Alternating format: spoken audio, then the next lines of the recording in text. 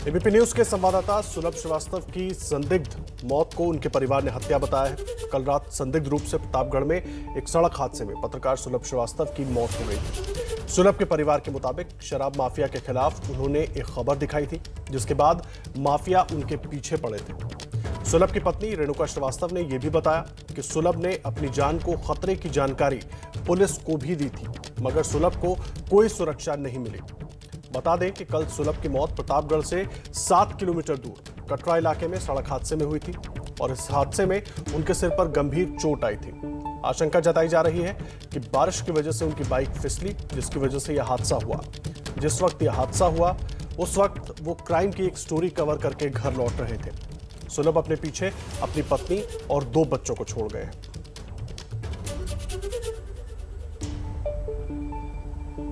पत्र वायरल हो रहा है जिसमें एडीजी और एसपी को लिखा गया है कि जान माल की सुरक्षा की जाए। जी उन्होंने लिखा था और मुझे भी उन्होंने दिखाया था अपने मोबाइल में कि मैं ऐसा मैसेज कर रहा हूँ, क्योंकि उनको सुरक्षा के लिए गनर चाहिए था।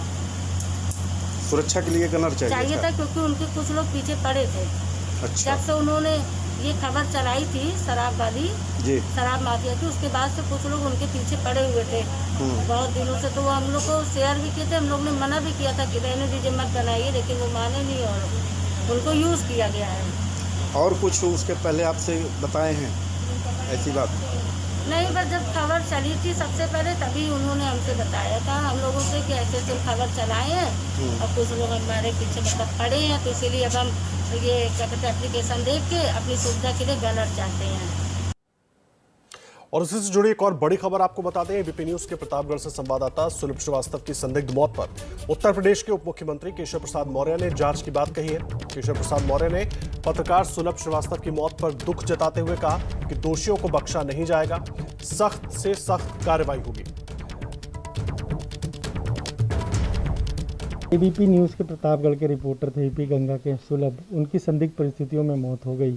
2 दिन पहले उन्होंने अपनी जानमाल को खतरा बताते हुए डीजी को पत्र लिखा था। नहीं, बहुत दुखद है और जिन लोगों ने भी इस हत्या को अंजाम देने का काम किया है उनको इतना कठोर दंड दिया जाएगा कि पत्रकार समाज के एक तरह सजग पहरेदार है और उसके साथ अगर इस प्रकार की घटना जैसा सुरक्षा मांगने से पहले उन्होंने संकेत दिया है, अगर वह सब है तो उसके सभी तथ्यों की जांच करके जो दोषी होंगे कठोर कर। और उस पर पूरी जानकारी देने के लिए हमारे साथ प्रेम प्रकाश मीणा जी जुड़ गए हैं, एडीजी प्रयागराज जोन। बहुत स्वागत है सर आपका। क्या अभी तक का अपडेट है सर, जो अभी तक की जांच हुई है, आप क्या जानकारी दे पाएंगे हमें? अभी इसमें जो प्रथम सूचना आई थी वो इनके साथी पत्रकार के द्वारा दी गई थी कि एक एक्सीडेंट हो गया है और उसमें चोट लगी है इनको और हॉस्पिटल ले जा रहे हैं। वहाँ एम्बुलेंस आ गई थी, एम्बुलेंस के साथ इनको जब हॉस्पिटल ले जाया गया, रास्ते में इनकी बातचीत हुई थी। इनका कहना था कि मेरी पत्नी से बात करा दीजिए, और वहाँ इनकी बाइक जो टूटी फूटी हालत में थी जी, वो वहाँ पर आसपास के लोग थे, उनसे भी बातचीत की गई। वहाँ एडिशनल एसपी मौके पर पहुंच गए थे। उसके बाद हॉस्पिटल ले जाने पर इनको मृत घोषित कर दिया गया। वहां से उसके बाद इनके पोस्टमार्टम के लिए पैनल बनाया गया है। पोस्टमार्टम की कार्रवाई की जा रही है और इसमें सभी बिंदुओं पर पूछताछ की जा रही है लोगों से। इनके द्वारा एक एप्लीकेशन कल 1:41 पर इनके द्वारा व्हाट्सएप की गई थी मुझे भी, जिसमें इन्होंने बताया था, उससे एक दिन पहले भी इन्होंने बताया था कि मुझे एसपी साहब से बात करनी है, तो मैंने इनकी प्रभारी पुलिस अधीक्षक से नंबर देकर उनसे वार्ता करा दी थी। फिर इन्होंने मुझे कंफर्म भी किया कि मेरी बात हो गई है उनसे। और कल भी ये समाचार संकलन के लिए इनको सूचना दी गई थी। कल एक असला फैक्ट्री पकड़ी गई थी, तो वहां से फिर इन्होंने पूरा कवरेज किया। कल रात 7:30 बजे तक भी मुझे वहां के भी समाचार भेजे। रोजाना ही ये यहाँ के प्रतापगढ़ के समाचार संकलित कर भेजते थे, जो आगे इसमें मीडिया को जाते थे। उसके बाद ये हमें भी भेजते थे। इन्होंने एक ग्रुप बनाया हुआ था, उसमें भी पहले हमें शामिल किया हुआ था, लेकिन आपस में काफी वाद विवाद चलता रहता था ग्रुप में, पत्रकारों के बीच में। तो उसमें फिर हम लोग अलग हो गए थे उस ग्रुप से, लेकिन फिर भी बार बार रिक्वेस्ट करते थे कि हमारे ग्रुप में वापस आ जाएं। जो आपसी इसका तनाव था, कुछ लोगों के बारे में कहते थे कि जी वो हमारी सूचनाएं लीक कर रहे हैं या माफिया कोई कार्रवाई कर सकता है। नाम कई बार पूछा गया कि कौन इनके खिलाफ कार्रवाई कर सकता है, तो इनके द्वारा कोई व्यक्तिगत किसी के ऊपर आक्षेप लगाया नहीं गया था। केवल अपने साथियों पर ही इनको शक होता था कि वो मेरी सूचनाएं लीक करते हैं। जी, तो इसे सर लेकिन लेकर सुलभ ने चिट्ठी भी लिखी थी, जिस तरह से आप खुद भी कह रहे हैं, सुलभ ने बाकायदा चिट्ठी भी लिखी थी और वो चिट्ठी आपको व्हाट्सएप के जरिए भी मिली थी। अभी आपने कहा कार्रवाई किस तरह से आगे बढ़ेगी सर अब, क्योंकि शराब माफिया को लेकर वो लगातार अपनी जान को खतरा बताते रहे।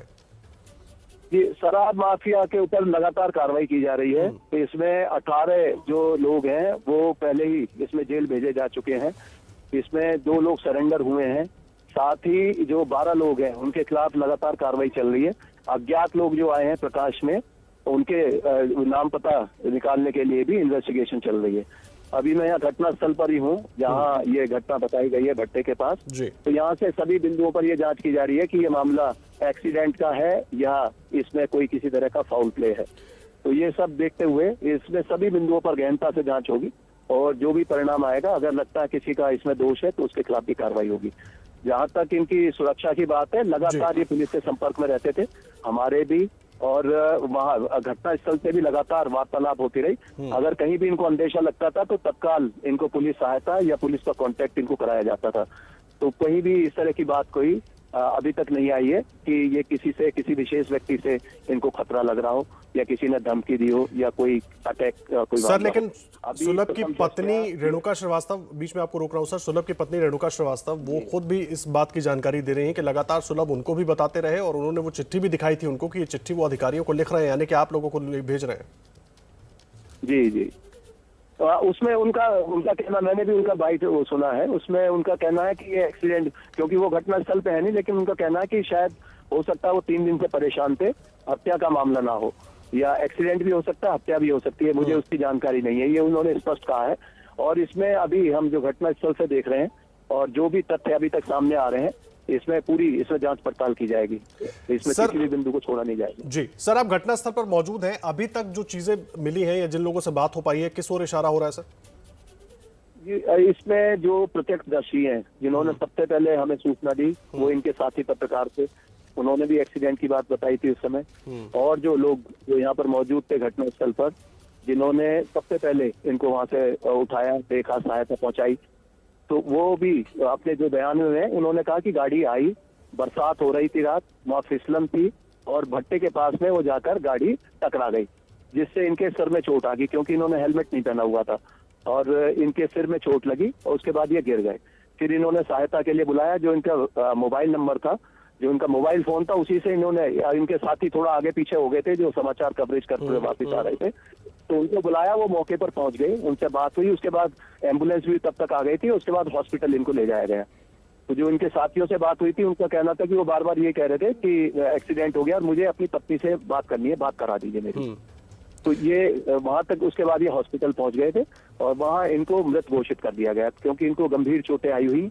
आज इनका पोस्टमार्टम किया जा रहा है पैनल के द्वारा, इसमें जो मृत्यु का कारण है और स्पष्ट हो जाएगा कि किन कारणों से मृत्यु हुई है। लेकिन मौके पर जो फील्ड यूनिट गई, उसने जितने भी साइंटिफिक एविडेंस कलेक्ट किए हैं, उससे अभी तक इशारा एक्सीडेंट की हो रही है। लेकिन अगर आसपास लगता है कि कोई व्यक्ति इनका आगा पीछा कर रहा है, तो उसके बारे में भी जानकारी कर ली जाएगी। सर, आपने कहा कि वो खुद भी लगातार आप लोगों के संपर्क में रहते थे और आपको व्हाट्सएप के जरिए उन्होंने ये जानकारी भी दी थी, तो क्या कुछ बात हो पाई थी आप लोगों की या किसी और अधिकारी के, आपके सहयोगी अधिकारी की बात हुई हो उनसे?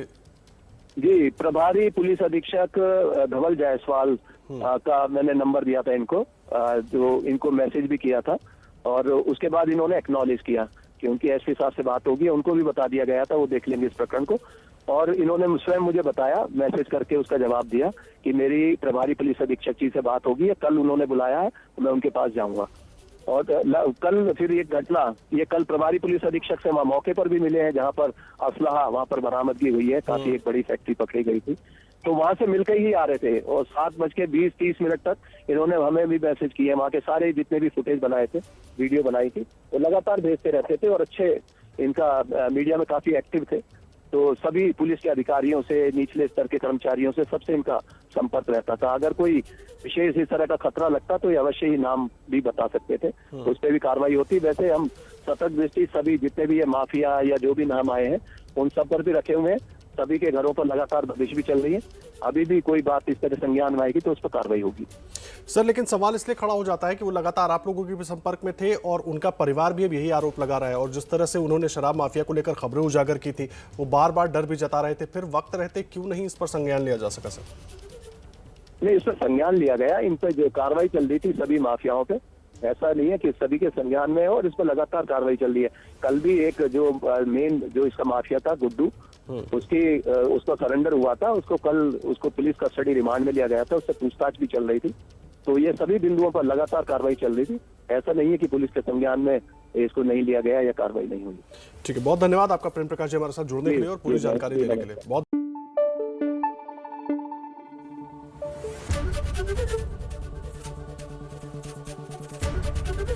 एबीपी न्यूज आपको रखे आगे।